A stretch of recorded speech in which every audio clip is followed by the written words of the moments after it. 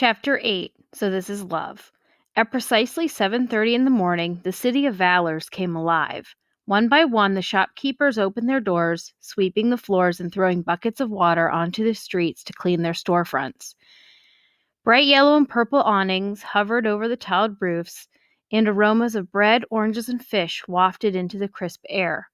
Carriages darted out of narrow side streets and rumbled onto the roads, and the fountains in the town squares gurgled to life. As Cinderella followed Louisa deeper into the city, she marveled at the scene. Everywhere she looked, there were people. Children clinging to their mothers' hands, young couples on a morning stroll, and elderly women lining up at the market for the day's first pick of fruits and vegetables.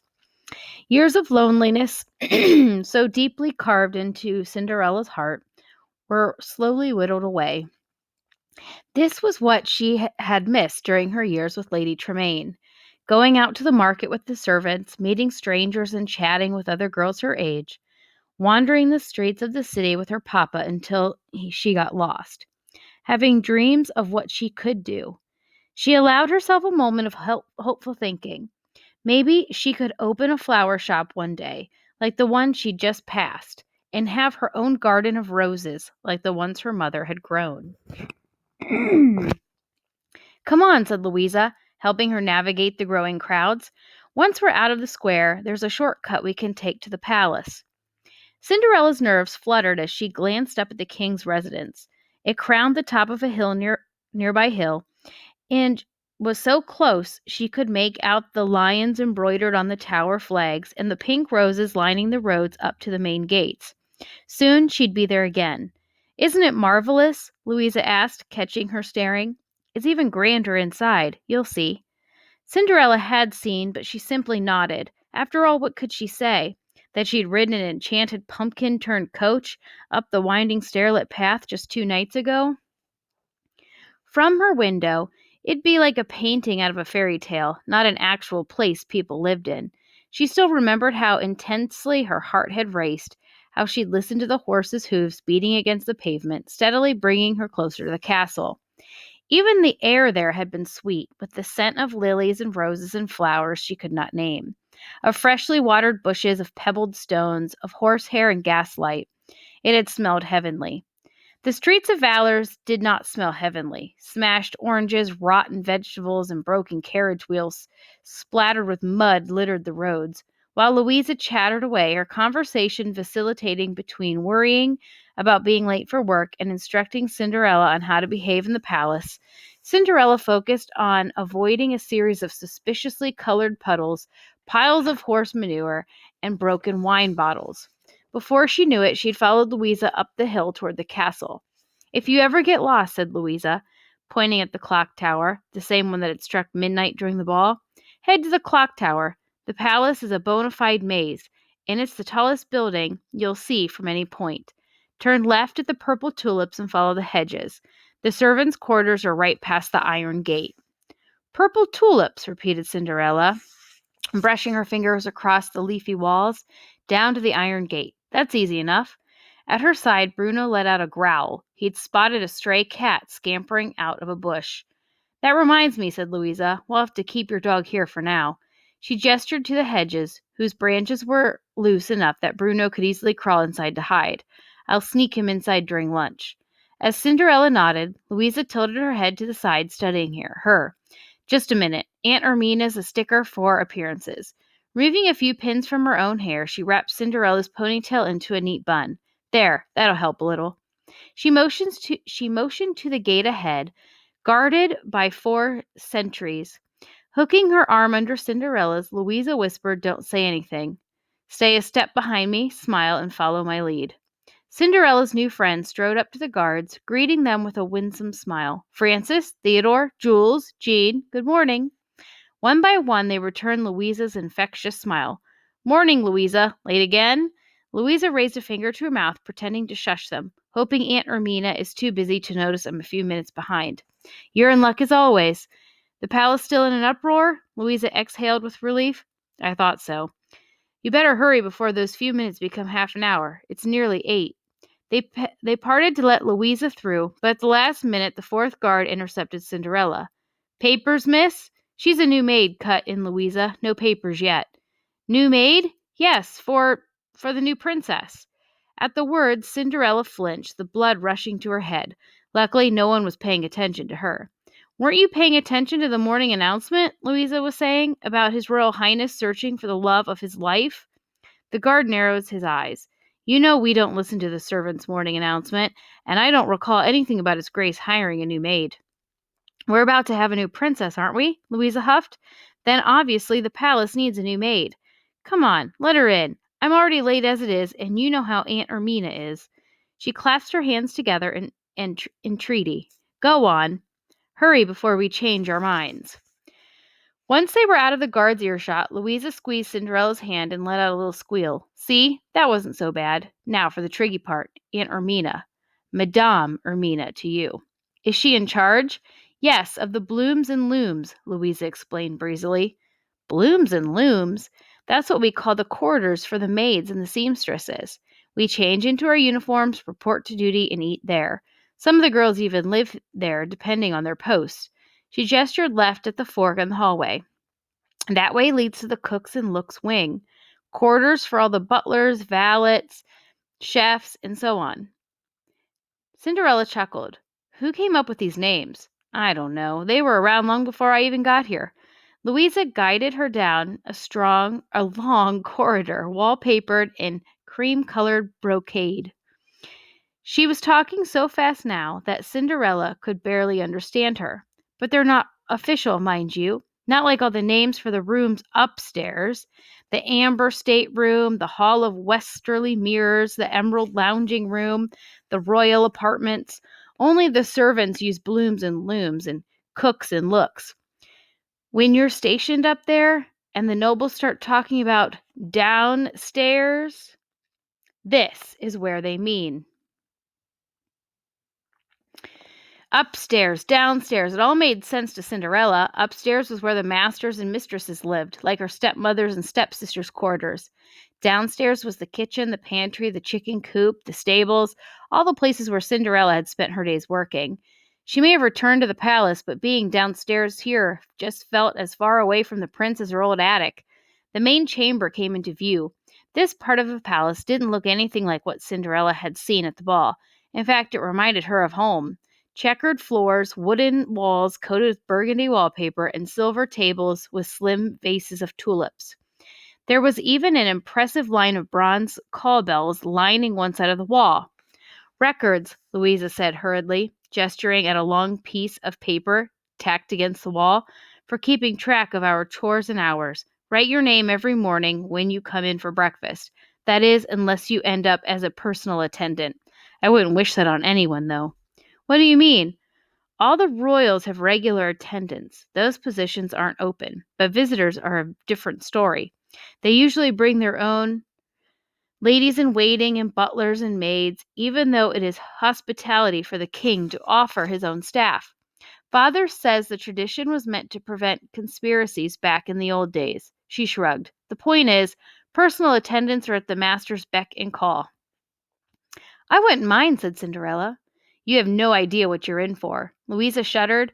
"They say the last time the Duchess was here, she wouldn't drink the palace water. Only water brought to her from the streams of Mount Bonclair. Her attendant had to write letters to every lord in Valors to get her some. She likes her tea scalding hot and throws it back at you if the temperature is wrong. And once she made her attendant bring a caged lark to wake her in the morning because she said that the girl's voice was too shrill. Lucky for you, we have to draw straws today to see who'd have to serve her. But—" Before Louisa got a chance to finish, a low voice interrupted them. "Late again, I see."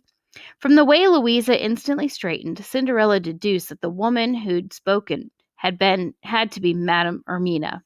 "Stay here," Louisa whispered, waving Cinderella back into the hallway. Dipping into the shadows, Cinderella pressed her back against the wall and peeked out. Madame Ermina was shorter than she'd imagined, given how tall her niece was, but she stood as though she towered over Louisa, her back stiff as an ironing board.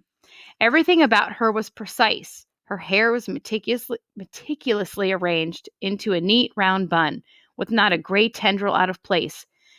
And her apron, was the whitest, most spotless swath of fabric Cinderella had ever seen. Not a woman to be crossed. That's the third time like this month, Louisa. Yes, I know. I was up late last night helping my mother, and no excuses. You know the rules. Louisa quieted. I'm sorry. It won't happen again. Don't think because you're my niece you have privilege of flouting the rules. I warned you last time that— Have a heart, Aunt Ermina, Louisa interrupted. Papa's— Save the speech. I've heard it all before. Your papa's been here ever since you were born, and it's always been your dream to work here with him, Ermina huffed.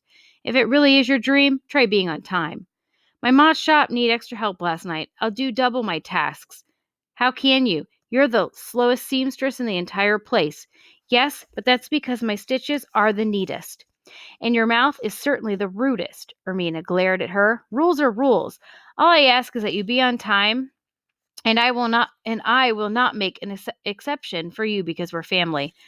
I'm the reason she's late, Cinderella spoke up. Please do not punish her on my behalf. No, Louisa mouthed, trying to wave her away. Get back in the hall, she whispered, but it was too late. Madame Ermina spun to face her. And who are you? Cinderella, ma'am. A deep frown set Ermina's tight features. There is no Cinderella among my girls. I brought her, Louisa said. We'll be in need of more staff if there's to be a new princess, and she's a decent seamstress. And who are you to judge whether someone is a decent seamstress? Madame Ermina said testily. I made the decision regarding the household, and we do not need another seamstress. She has no other place to go. I found her on the street. The street! Ermina repeated with horror. You cannot simply bring runaways into the palace. There is a long interview process. Not just anyone is fit to serve His Royal Majesty's household. References must be made and inquired after. Please, begged Cinderella, I have nowhere else to go. I can cook and clean and sew. This is the palace, Madame Ermina sniffed. If we wanted just anyone who could cook and clean and sew, we would have asked for a wench from the local tavern. Have a heart, Aunt Ermina, repeated Louisa. That's Madame to you, Ermina snapped. Rules are rules. She will have to go. There's absolutely no room, and as for you, Louisa, it's high time I had a word with you. If it weren't for your mother— Before she could finish, a bell clanged behind Madame Ermina, and she stiffened. Cinderella glanced behind her, noticing once again the wall mounted with dozens of bells, all coated with different stripes of color. The one ringing was in the top row, labeled with a stripe of blue paint. All the servants immediately scrambled to form a long, straight line in the reception room. Booted footsteps echoed down the hall, and a tall figure appeared. What is the din? Entered a new voice, aristocratic and exasperated. Louisa nudged Cinderella to take a place beside her at the end of the line. Cinderella straightened and bent her head, copying everyone's posture, but she peeked up at the last moment, curious what was going on and who the visitor might be. As soon as the door into the servants' quarters opened, she let out a quiet gasp. It was the Grand Duke. She had only caught a glimpse of him during the ball, and again when he'd visited the chateau. His black hair was smoothly combed, a monocle hung on a golden chain from his coat pocket, and his blue epaulettes bounced slightly as he walked. He looked tired. His eyes were bloodshot, mustache flat and combed. That's the Grand Duke, Louisa whispered, assuming Cinderella didn't know. He's the king's closest confidant and advisor. Some say he's become the most powerful man in Aurelius. Besides the king, of course, Cinderella whispered back, but Louisa didn't get a chance to reply. Your Grace, blustered Madame Ermina, I was not expecting you. The Grand Duke surveyed the line of female servants with a curled lip. Disorder is the precursor of disgrace, he said. I expected more of you, Madame Ermina. Your girls seem to have forgotten their manners. At once, all the young women in the room curtsied. The move did not seem to mollify the Grand Duke, however, for he simply sniffed in disdain. He's been in a foul mood ever since the mysterious princess vanished from the ball, Louisa whispered. At the mention of the mysterious princess, Cinderella's knees stiffened. Why? The princess left a shoe at the ball, a glass slipper, so I hear. It's all the prince has of her, so he sent the Grand Duke all over Aurelius to find her. Louisa let out a quiet sigh. It's so terribly romantic. They say the prince will go to the ends of the earth to find her. All day and night the Duke's been searching, but no luck so far. Can't be long now, though. It is odd she hasn't come forth herself. I know I would if I had a chance to marry the prince. I'll bet the Duke's going to start the search again today. What happens if he doesn't find her? Murmured Cinderella. The king's fickle. Louisa leaned closer, lowering her voice. On a good day, the Duke might get away with a rap on his knuckles.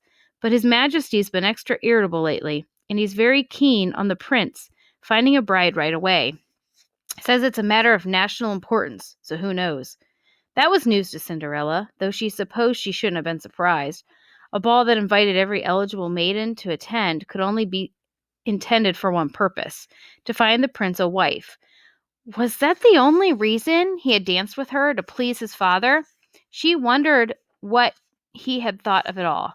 Ahem, said the Grand Duke loudly, the rebuke aimed at Louisa and Cinderella.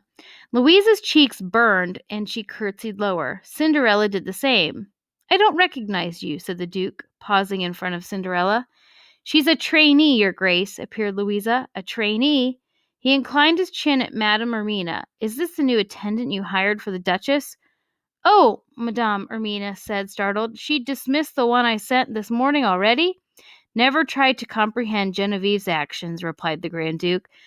The woman is all madness and no reason, just like her husband. A pity she, too, wasn't banished from court.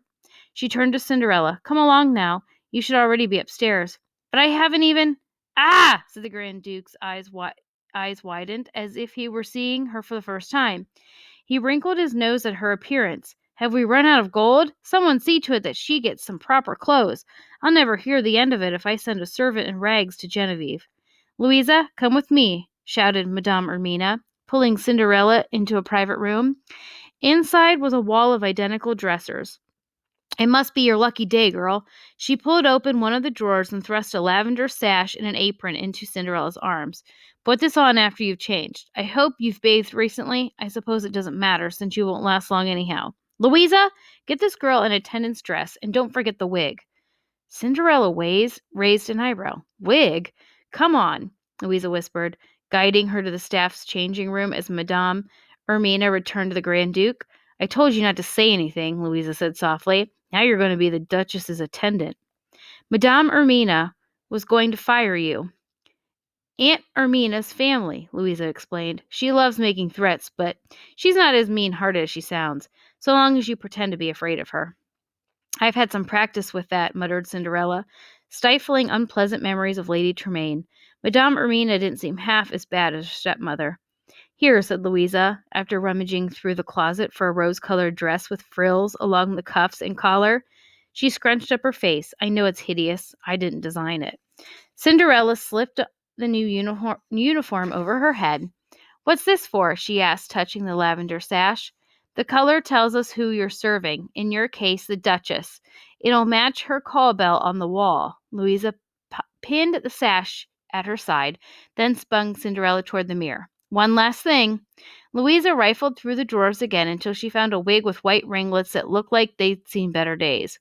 While Cinderella pinned the wig to her hair, Louisa heavily brushed its ivory curls. It's a little big for your head, but it'll have to do for now. All attendants wear one. Come on, the Duke is waiting. Ah, that's much more tolerable, he said, throwing a cursory glance over Cinderella. When he returned, Madame Ermina, this is not to happen again. My time is far too valuable to check on every girl we send to Genevieve. My deepest apologies, your grace. See to it that she's promptly directed to the Duchess's chambers. I must be off. Eyes down, girl, muttered Ermina, pushing Cinderella's neck toward the ground. When you're with any person of importance, stay 3 paces behind at all times. Don't speak unless spoken to. Got it? Yes, Cinderella murmured. From behind, the Grand Duke cleared his throat. On second thought, he pointed carelessly at Cinderella, follow me. I'll direct you to the Duchess myself. Keeping her head low, Cinderella tried to focus her gaze on the ground, but her eyes kept drifting up. This was the man who'd visited the chateau looking for her. All she had to do was ask him to let her try the glass slipper. Under his arm, the Duke carried a thick scroll loosely bound by a satin ribbon. It looked like a list of addresses, presumably residences, that he had to visit today in search of the missing princess, in search of her. Have you found it yet? Cinderella asked, filling the heavy silence between them. Startled from his distraction, the Duke scowled at her. Who knew whether it was because she had dared speak to him without first being given permission, or because she'd brought up an unpleasant topic, but she simply couldn't help asking. Who? Cinderella inhaled, summoning her courage. The girl with the glass slipper. Heavens no, if I had, the council wouldn't have canceled the meeting this morning, and I... He stopped, his expression stony as he plodded ahead. Tell him, her heart urged her. Tell him you're the girl who danced with the prince at the ball. Cinderella opened her mouth to try again, but the words came out as a question. Can any girl try on the glass slipper? Every eligible maiden, he said wearily, as if the phrase had been beaten into him. So someone like me? The Duke eyed her sharply. No, you're a servant of the royal household. It would be impossible. Impossible. What will we have next? Commoners serving on the royal council? Stung, Cinderella drew back. More than anything, she wanted to tell him, I am the girl you're looking for. You can call the search off. But she couldn't bring herself to do it. After all, she no longer had the glass slipper to prove it. She could practically hear him laughing at her. A pretty picture, young lady, imagine. A maid becoming a princess. Then he would dismiss her, and she'd never be able to enter the palace again. What was more, she couldn't forget her fairy godmother's unease when she'd said, My magic is forbidden in Aurelius. Even if the Grand Duke did let her try the slipper, a man like him was bound to question how she had gotten her beautiful ball gown, her glass shoes, her fine coach and horses. What if the answer, magic, led to trouble for Lenore? That wouldn't do. She couldn't risk it. She'd have to wait and try to find the prince. Prince Charles would remember her, and then everything would fall into place. Or you could focus on creating a new life for yourself and Bruno, she reminded herself, not some fantasy you've made up for yourself after one night dancing with a man you just met. She curtsied stiffly. I apologize, Your Grace. Quite so, quite so. The Duke removed his hat, fanning himself with it. When he spoke next, he sounded almost apologetic. I have had a long day, young lady. Do not pester me further with such bizarre inquiries. He waited for her to nod before going on. Normally, such undignified question posed to your superior would be most unwelcome, but curiosity happens to be a trait I need in you. Cinderella must have looked confused, for he replied, All will be explained as necessary. He stepped in front of a glider door, so tall it touched the ceiling. Cinderella only now realized they had left the servants' quarters. The carpets had turned a rich, deep burgundy embellished with silver tassels. The vaulted ceilings were painted with historic scenes of Aurelius's first kings and queens, and the doors were furnished with gold-plated knobs. Welcome back, Your Grace. The guard on the right opened the door, and the Duke strode inside his office. Quickly, child, said the Duke. I'm a busy man, and I have many matters of state to attend to this morning. Cinderella hurried inside, standing awkwardly in front of the Duke's desk. Imposing portraits of him stared from every direction, with the odd effect of making his real self seem small. Now, Duchess Genevieve is the king's sister, and you have been tasked with a very important role of serving her. The Duke looked off to the side, making sure the door was closed. He'd lowered his voice. I'd like you to keep an eye on her. Report to me everything about the Duchess. What she eats for breakfast, what she says and does with her day, everything. Cinderella fought to keep her features expressionless. Why, she wanted to ask. I will be away today in search of the missing maiden with the glass slipper, but I shall anticipate your report when I return. Do I make myself clear? Yes, Your Grace. Splendid. Now go off. He rang one of the bells on the desk, and within seconds an attendant attired in a sleek velvet coat and a wig of white curls sprang into the room. Have my carriage readied, commanded the Duke, and see to it that this young lady is dispatched to Her Highness's quarters. The Duke's attendant cast Cinderella a sidelong glance, one that plainly showed he did not envy her position. After a quick look up and down at her appearance, he sniffed just as Madame Ermina had. He didn't think she would last long here. Cinderella's stomach sank. Somehow, she'd have to prove them all wrong.